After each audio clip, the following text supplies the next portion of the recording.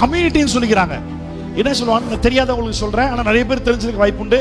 LGBTQ community, சரிங்களா? L for lesbian, G for gay, LGB, B for bisexual, T for transgenders, Q for gender queers. அப்படின்னா கடைசி வரைக்கும் சந்தேகம் இருந்துட்டே இருக்கும்.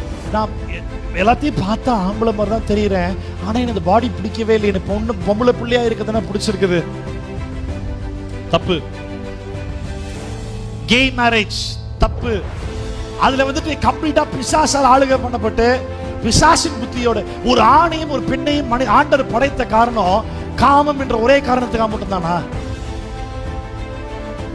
செக்ஸ் என்ற எபிலிட்டி ஆண்டவர் உருவாக்கிய காரணமே இனவெருத்திக்காக. அந்த இனவெருத்தியில ஒரு சரீர சுகத்தையும் ஒரு சாட்டிஸ்ஃபைடு ஃபீலிங் கிரியேஷன்ல ஆண்டவர் கொடுத்திருக்காரு, அவ்வளவுதான்.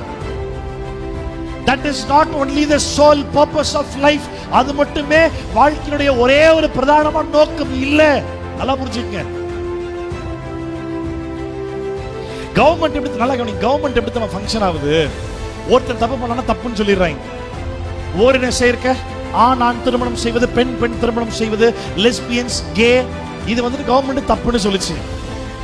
இப்ப என்னாச்சு? ஒருத்தர் தப்பு பண்ணவும் தப்புனாங்க, 5 பேர் தப்புனா தப்புன்னா, 10 பேர் தப்புனா தப்புன்னா, 100 பேர் தப்புனா தப்பு தாண்டா அப்படின்னா, இப்ப ஆயிரக்கணக்கான பேரு ஒரு கம்யூனிட்டி ஆயிட்டான்.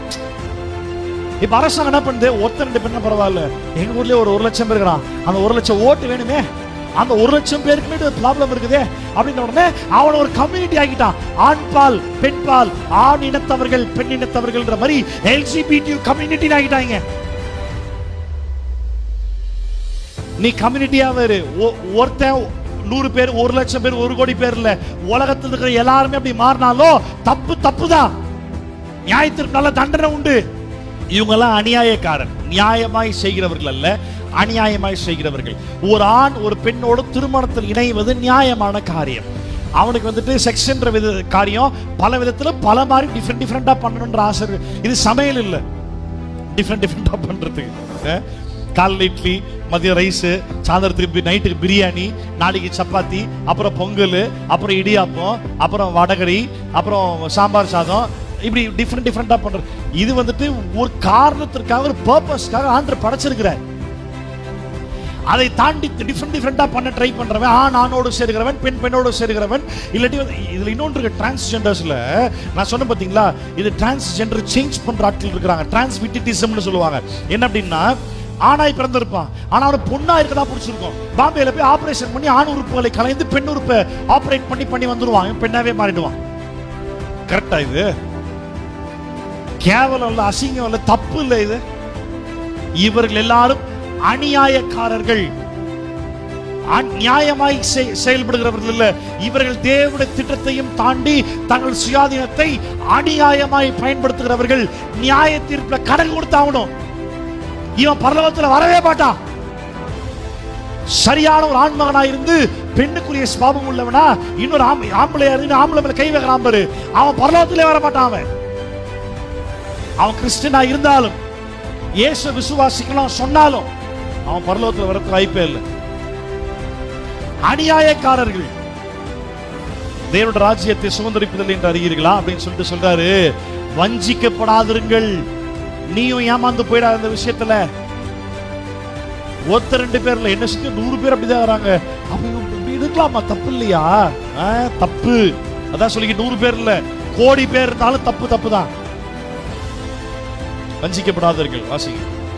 வேசி மார்க்கத்தாரும், விக்கிரக ஆராதனைக்காரரும், விபச்சாரக்காரரும், சுய புணர்ச்சிக்காரரும், சுய புணர்ச்சிக்காரர்களும், எஃபிமினேட், சுய புணர்ச்சிக்காரர். அடுத்து ஆண் புணர்ச்சிக்காரர்கள், homosexuals.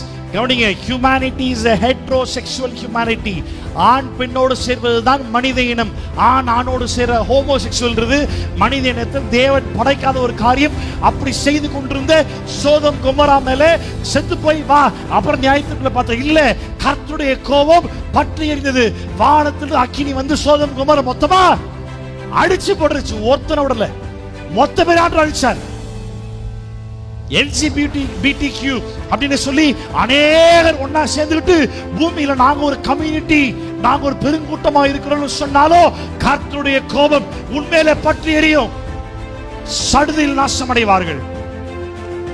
Beware, do not fall in the hands of God, for our God is a consuming fire.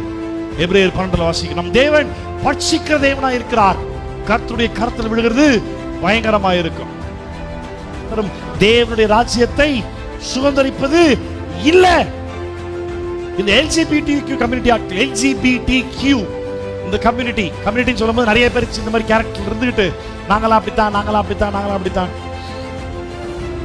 எங்களால மாற முடியாது, எங்களால் இருக்க முடியாது, இந்த மாதிரி ஆட்கள் கொரிந்து பட்டணத்துல இருந்தாங்க. அடுத்த வருஷம் என்ன சொல்லிருப்பார்? உங்களில் சிலர் இப்படிப்பட்டவர்களாய் இருந்தீர்கள், ஆயினும் கர்த்தராகிய இயேசுவின் நாமத்தினாலும் நமது தேவனுடைய ஆவியினாலும் கழுவப்பட்டீர்கள், பரிசுத்தமாக்கப்பட்டீர்கள், நீதிமானாக்க. நல்ல கவனி. நீ நினைக்கலாம் என் பாடியில வேற மாதிரி இருக்கு, என் உணர்ச்சிகள் வேற மாதிரி இருக்கு, என் சிந்தனைகள் வேற மாதிரி இருக்கு, நான் இப்படிதான் இருப்பேன் போல்க. என்ன பேர் நிறைய பேர் இருக்கிறாங்க, இப்படி இருக்க தப்பு இல்ல, நான் இந்த மாதிரியே வாழ்ந்துட்டு போயிடலாம் நீ நினைக்கலாம். ஆனா அது தப்பு, உன்னால மாற முடியாது நீ நினைக்கலாம். அது உண்மை, உன்னால மாற முடியாது.